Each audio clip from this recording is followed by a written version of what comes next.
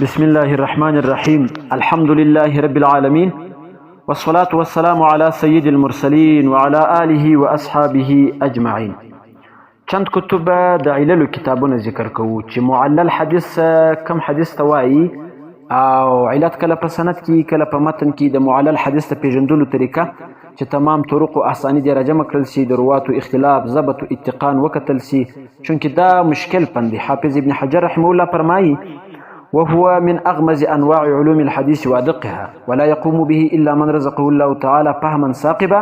وحفظا واسعا ومعرفة تامة بمراتب الرواة وملكة قوية بالأسانيد والمتون، ولهذا لم يتكلم فيه إلا القليل من أهل هذا الشان.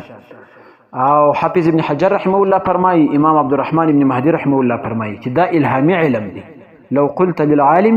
بعلل الحديث من أين قلت هذا لم يكن له حجة، چونکې چې دا پند دقیق او مشکل پند دی، په دا وجه باندې پر دغه پند باندې کتابونه نسبتا نورو فنونو ته کم ور باندې لیکل شوي دي. زموږ د معلوماتو مطابق د امام علي ابن عبدالله مدیني رحمه الله د وخت څخه تر اوسه پورې تقریبا د 10 څخه تر 40 پورې کتب ور باندې لیکل شوي دي. زیات کتابونه نور پر دا پند باندې تقریبا نه دي لیکل شوي، او د پند په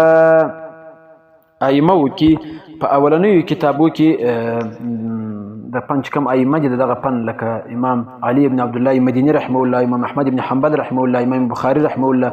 امام يعقوب ابن ابي شيبه رحمه الله، امام ابي حاتم رحمه الله، امام ابي زرعه رحمه الله، امام دارقطني رحمه الله. د پن په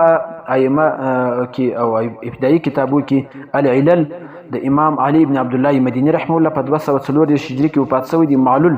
روایات چې مصنف معلول بللی دي غیر جمع کړي دي، پکې تعلیق او تحقیق قرباني شوی دي. دکتور محمد مصطفی اعظمي تحقیق قرباني کړی دي. مختصر کتاب بل کتاب دی د امام احمد ابن حنبل رحمه الله زوی چې په 290 هجري کې وفات شوی دی عبد الله، هغه د خپل والد ماجد امام احمد ابن حنبل رحمه الله کلام د العلل ومعرفة الرجال په نامه سره را جمع کړی په 3 جلدونو کې دی دا کتاب په دغه پن. دریم وسلرم علل کبیر و صغیر د امام ترمذی رحمه الله چې تعلیق او تحقیق قرباني شوی دي. دا مشهوره کتابونه چې د امام بخاری رحمه الله څخه امام ترمذی رحمه الله د روایات او رواتو متعلق کوم سوالات کړي دي هغه تقریبا په دا کتاب کې موجود دي، او نور دغه فن متعلق علل صغیر او کبیر د امام ترمذی رحمه الله. العلل دا بل کتاب دی د امام ابو اسحاق ابراهیم ابن ابي طالب نیسابوری رحمه الله چې په خپل عصر کې د نیسابور امام بلل کېدی. دا بل کتاب دی چې په 295 هجري کې علامه نیسابوري رحمه الله وفات شوی دی، او د امام حاکم نیسابوري رحمه الله بیا په 405 هجري کې وفات شوی دی. العلل د امام ابو زکریا یحیی ابن عبد الرحمن ساجي رحمه الله چې په 300 هجري کې وفات شوی دی. دا کتاب چې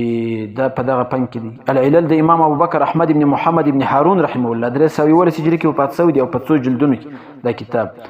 او علل الحديث د امام عبد الرحمن ابن ابي حاتم رازي رحمه الله چې په 320 هجري کې وفات شوی دی، او د امام ابو حاتم رازي رحمه الله زوی دی چې په 200 هجري کې وفات شوی دی. دغه کتاب د امام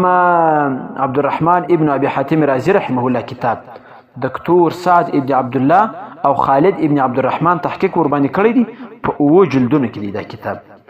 العلل الوارده د امام ابو الحسن علي ابن عمر دارقطني رحمه الله کتاب دی په 315 هجري کې وفات شوی دی. مختصر رساله ده په بیروتی تبه کې مسته، په پاکستاني تبه کې مسته.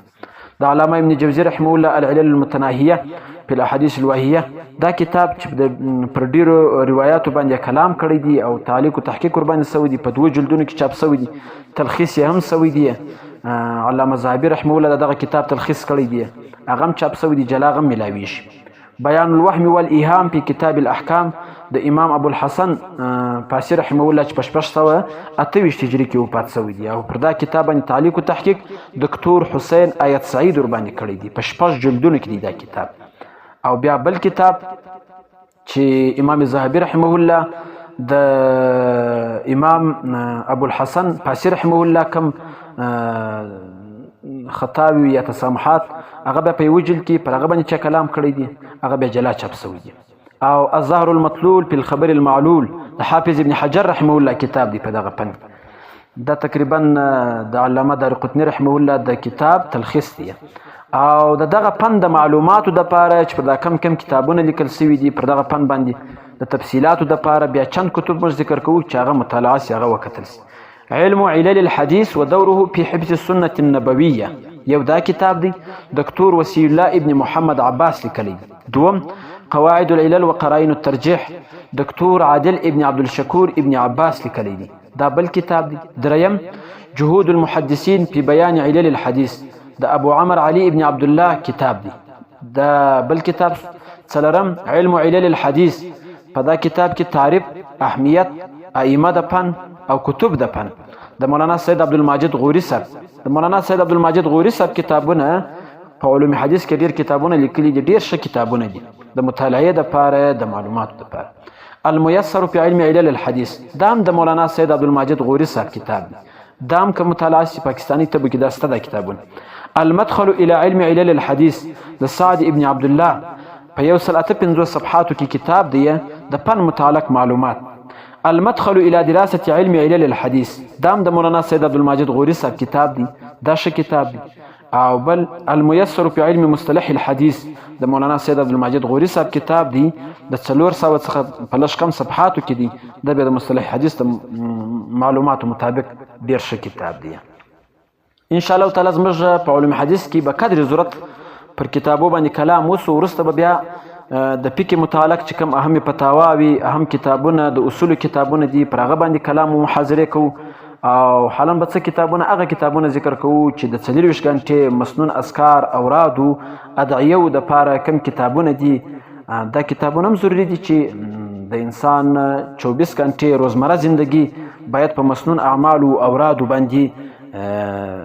سرته ورسیږي او تیره سي. د دا دپاره چې کوم کتابونه لیکل سوي دي، د اذکارو کتابونه، د اورادو کتابونه، د مسنون دعاګانو کتابونه چې کوم لیکل سوي دي، التذکار فی افضل الاذکار د امام ابو عبدالله محمد ابن احمد ابن محمد قرطبي رحمه الله په 380 هجري کې وفات سوی دي، تعلیق و تحقیق ورباندې سوی دي، دا یو. دوم فضل التحلیل و ثوابه الجزیل د امام ابو علي حسن ابن احمد ابن عبدالله بغدادي رحمه الله چې په 401 هجري کې وفات سوی دي، پر لا اله الا الله باندې تقریبا د 40 څخه زیات احادیث را نقل کړي دي.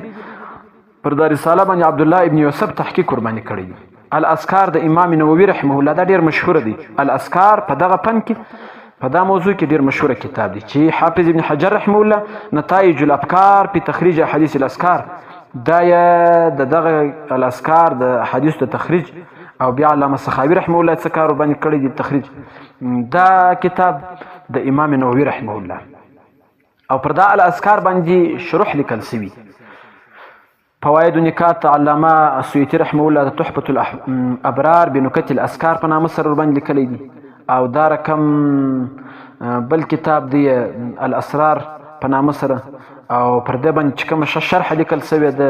علامه محمد ابن علان رحمه الله چې په 1051 هجري کې وفات سوی دي، الفتوحات الربانیه على الاذکار النوویه په دا نامه سره شرح پر الاذکار د امام نووي رحمه الله په 7 جلدونو کې تعلیق و تحقیق ورباندې سوی دي. او اتحاف الاخیار په نکت الاذکار دا د علامه دمشقي رحمه الله چې په 953 هجري کې وفات سوی دي، پر الاذکار باندې د نکتو بل کتاب دی. په فن کې په دغه موضوع کې چې کوم مشهور کتاب هغه د امام نووي رحمه الله الاذکار ورسره شرح چې په 7 جلدونو کې ده. الکلم الطیب دا د حافظ ابن تیمیه رحمه الله کتاب دی چې په دا کې کوم ادعیه او مسنون اذکار او مختصر کتاب. بیا پر دغه کتاب باندې حافظ ابن قیم رحمه الله شرح لیکلی، الوابل الصیب من الکلم الطیب. دا شرح کې حافظ ابن تیمیه رحمه الله تقریبا د 80 څخه زیات فصول ذکر کوي، او سید ابراهیم تحقیق قرباني کړی. د حافظ ابن رجب رحمه الله کتاب چې په 995 هجري کې وفات سوی دی، د شپې ورځې متعلق چې کوم اذکار او دعاوې پکې کې دا مشهوره کتاب دی. او د علامه ابن جزري رحمه الله کتاب چې په 833 هجري کې وفات سوی دی، حسن حسین، چې دا ډیر مقبول کتاب دی. او پر دا باندې شرح علامه شوکاني لیکلی ده چې په 1200 هجري کې وفات سوی دی، تحفة الذاکرین په نامه باندې. او بیا دا شرح په 1 جلد کې تعلیق و تحقیق ورباندې سوی. د حسن حسین بیا ترجمه او تشریح مولانا دکتور عبدالحلیم چشتی صاحب کړی ده. الحزب الاعظم والورد الابخم مولانا بدر عالم میرټي صاحب د دې کتاب ترجمه کړې ده. د مولا علي کاری رحمه الله چې په 1014 هجري کې وفات سوی دی، او پر دا کتاب باندې بیا شروح لیکل سوي. شیخ ابراهیم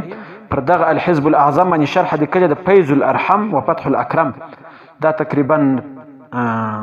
پر د مولا علي کاري رحمه الله پر دغه کتاب باندې شرح او د حسن حسین بله شرح بیا علامه عبدالحی لکنوي رحمه الله چې کوم تصحیح کړې ده یا د شراح کلام یې ورباندې نقل کړی دي د حسن حسین ترجمه او تشریح مولانا عاشق الهي صاحب هم کړی ده 414 صفحات تقریبا لري او په بله طبع کې بیا تصحیح او تخریج ابوبکر ابن مصطفی کړی دي چې په 240 صفحاتو کې دي تقریبا دا کتاب او نزول الابرار د مولانا نواب صدیق حسن خان قنوجي رحمه الله چې په 1400 هجري کې وفات شوی دی دا دکتور نور الدین عطر تحقیق قرباني کړی دی او د امام نووي رحمه الله د الاذکار او حسن حسین تحفة الذاکرین څخه زیات اخذ کړی دی هدایت المستبصرین دا د علامه یحیی ابن محمد ابن عبد الله یمنی رحمه الله 1442 هجري کې وفات شوی دی دا د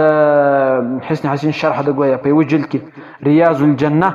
د علامه یوسف ابن اسماعیل نبهانی رحمه الله چې په 1400 هجري کې وفات شوی دی دا کتاب المأثورات چې دا مختصره رساله د امام حسن البنا رحمه الله په 1488 هجري کې وفات شوی دی او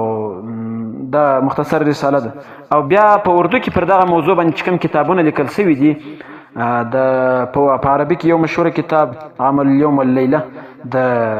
علامه ابن سنی رحمه الله چې ښه تعلیق او تحقیق هم ورباندې شوی دی جزء في عمل اليوم والليله د حافظ ابن حجر رحمه الله عمل اليوم والليله د امام احمد ابن د امام نسائی رحمه الله چې دا اردو ته ما وشت دی په اردو کې مسته رحمتون والی اعمال صبح و شام کې آسان معمولات د مولانا مفتی عبدالرؤوف سکروي صاحب صبح و شام کې دعایې د مولانا محمد حنیف عبدالمجید صاحب او دا رقم حضرت شیخ الاسلام مفتی محمد تقی عثماني صاحب د سهار ماښام او 24 غنټې روزمره زندگی متعلق چې کوم مسنون اذکار او اوراد متعلق یو رساله لیکلې ده نور علماو د دا متعلق په اردو کې هم شته او په عربي کې چې دا کوم کتابونه موږ ذکر کړو دغه کتابونه دي خاص کر بیا چې دا چند کتب په دغه موضوع کې مشهوره کتابونه دي ان شاء الله تعالی دین ورسته به بیا د پک چې کوم مشهور کتابونه دي فتاواوی دي د اصول کتابونه دي پر هغه باندې کلام کوو